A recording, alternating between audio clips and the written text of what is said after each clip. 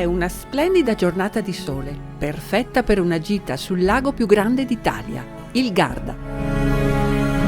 Dopo aver fatto visita a Bardolino all'amico Tebo, grande pittore e cantautore, ci spostiamo sulla punta San Vigilio, uno dei posti più caratteristici del lago.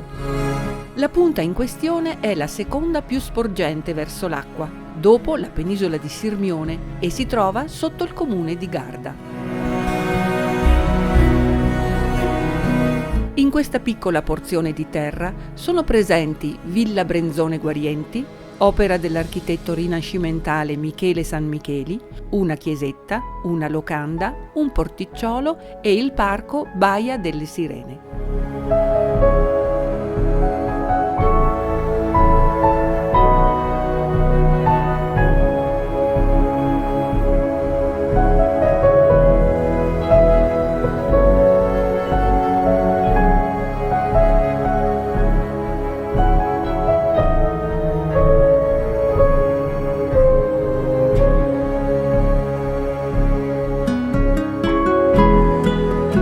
Dall'alto possiamo ammirare la perfetta trasparenza delle acque con le varie sfumature dal blu al verde.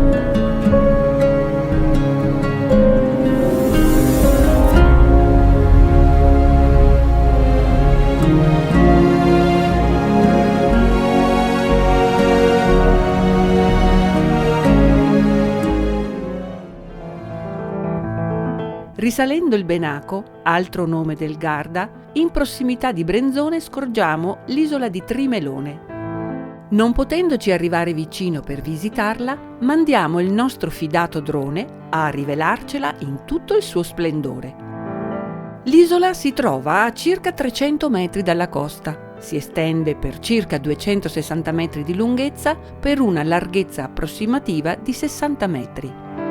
Nel X secolo, al tempo della invasione ungherese, contadini e pescatori vi si rifugiarono. Lì costruirono una sorta di fortezza che fu distrutta dalle truppe di Federico Barbarossa nel 1158 e poi fu ricostruita dai Della Scala.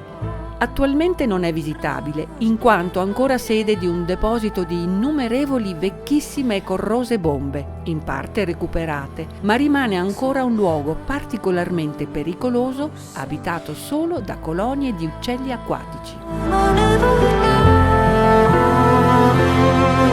È ora di riportare il drone a casa. Il tramonto ormai incombe e la giornata sta volgendo al termine.